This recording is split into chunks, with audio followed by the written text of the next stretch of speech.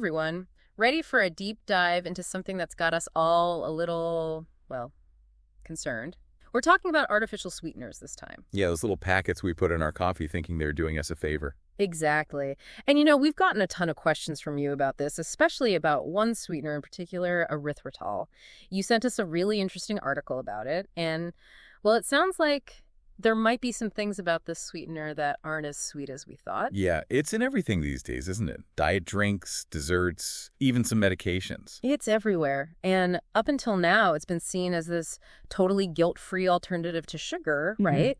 But now there's this new study out there, and, well, it's suggesting there might be a link between erythritol and a higher risk of blood clots. Which is definitely something you don't want to mess around with. No kidding. Yeah. But before we get into all of that, I'm curious.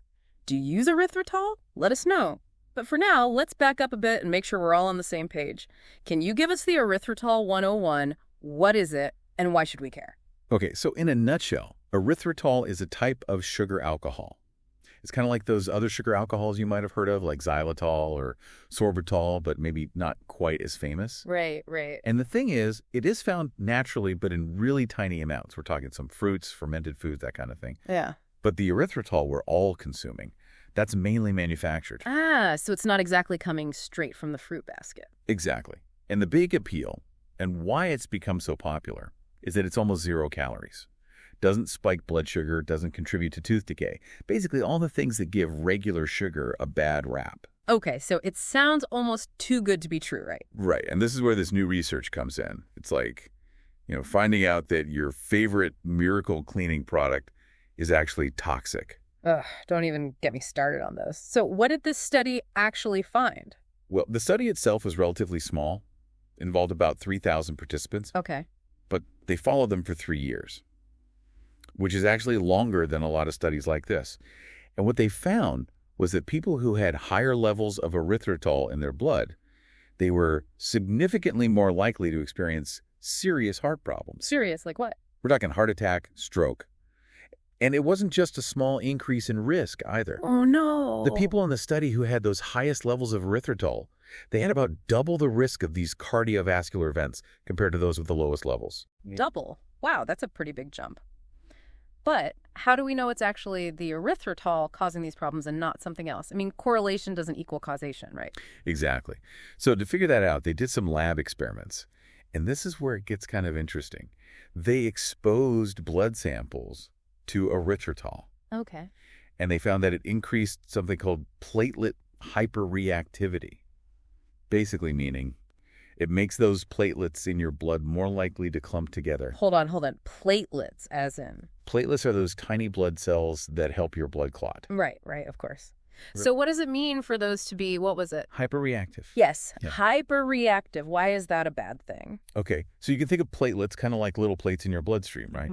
And when you get a cut, these plates, they rush over and they stick together to form like a plug to stop the bleeding. Makes sense. That's normal clotting, and it's obviously really important for healing. But when your platelets get overzealous and they start clumping together too much, that's when you run into trouble. It's like a traffic jam in your blood vessels. Yeah. And that can block blood flow to the heart or brain. Leading to? Well, you guessed it. Heart attack or stroke. So too much clumping, very, very bad. Exactly. Okay, so we've got this study showing erythritol making platelets go into overdrive, which, no bueno. But you said it was a small study, right? Is it really time to ditch all our diet sodas yet? Yeah, that's the million-dollar question, isn't it? Yeah. And, it's really important to remember that this is just one study. Right. Is one piece of a much larger puzzle. More research is definitely needed to know for sure if erythritol is really this big bad villain when it comes to our hearts. So you're saying don't go tossing out your sugar-free ketchup packets just yet? Exactly. Yeah. Keep an eye on the research, but don't panic. Got it. So as we try to figure out this whole sweetener situation, what else should we be thinking about? Well, one thing to remember is that this study really focused on erythritol in drinks. Okay. Like, we don't know if eating it in other things, like processed foods, would have the same effect. That's true. And, our bodies actually make small amounts of erythritol naturally. Really? Yeah, and that's something the study didn't really look at. Huh. So it's like trying to solve a mystery, but some of the clues are missing? Yeah, exactly. We need more pieces of the puzzle to really understand what's going on. And it makes you wonder, if we're just starting to uncover these potential problems with erythritol, what else don't we know about those other artificial sweeteners out there? Oh, absolutely. And this actually points to something bigger, I think. There's just this growing skepticism around all artificial sweeteners these days. Really? Yeah, even before this erythritol study came out, there were already concerns about, what these sugar substitutes might be doing to us long term. Like some studies have even suggested a link between artificial sweeteners and problems with our gut microbiome. Wait, gut microbiome. Now that rings a bell, but remind me, what's the big deal with gut health again? So basically, your gut microbiome is this massive community of bacteria that lives in your digestive tract. Trillions of them, right? Trillions.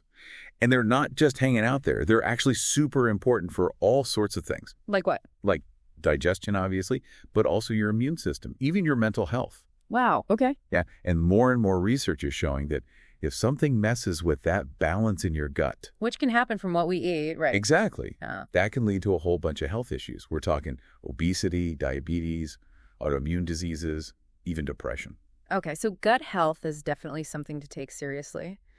And you're saying those artificial sweeteners might be messing with that. That's what some studies are suggesting, yeah.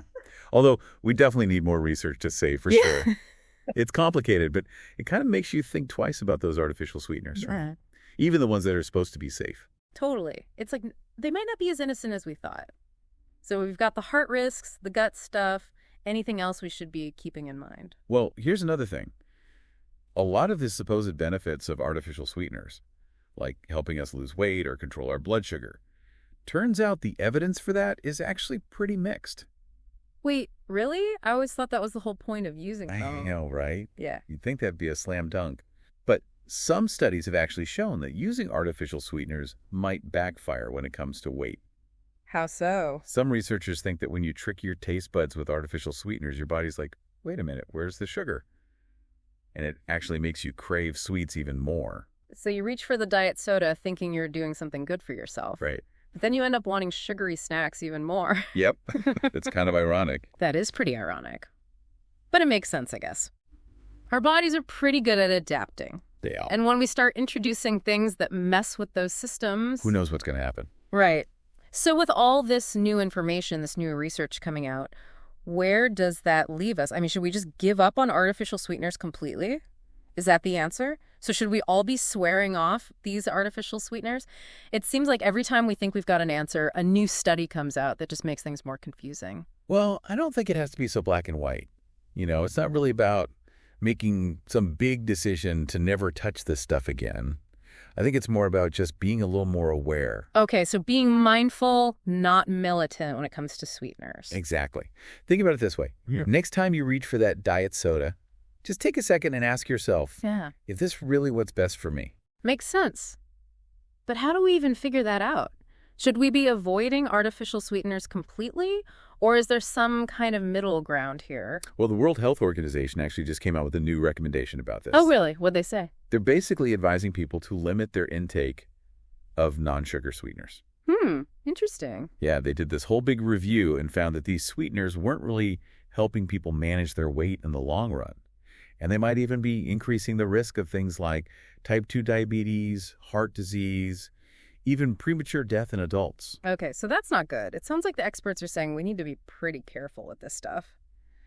But what about people who rely on artificial sweeteners to manage their health? I'm thinking people with diabetes, for example. Right, and that's where things get a little trickier. It's not the same for everyone. If you're using artificial sweeteners because of a health condition, the best thing to do is talk to your doctor. Right, they can give you personalized advice. Exactly. They can help you weigh the potential risks and benefits based on your situation. So it's not a one-size-fits-all kind of thing. But for those of us who are generally healthy, just trying to make good choices, what's the main takeaway here? Honestly, focusing on real whole foods is always going to be your best bet. Load up on those fruits and veggies, whole grains, the stuff our bodies actually know what to do with. Back to basics. Exactly. And look, if you need to sweeten things up once in a while, that's fine. Just try to do it in moderation. Even natural sweeteners like honey or maple syrup, too much of anything isn't a good thing. So moderation is key. Got it. This has been a really fascinating deep dive. It definitely makes you stop and think twice about those artificial sweeteners. Any last thoughts before we wrap things up? Just remember, the research on this is constantly changing, so stay informed and pay attention to how your body feels. If you notice anything weird happening after you have artificial sweeteners, it might be a sign to cut back or try something else. That's great advice. Thanks for breaking it all down for us. Well, everyone, we'll keep you updated as we learn more about the sweet and sometimes not so sweet world of artificial sweeteners. That's it for this deep dive. Thanks for listening.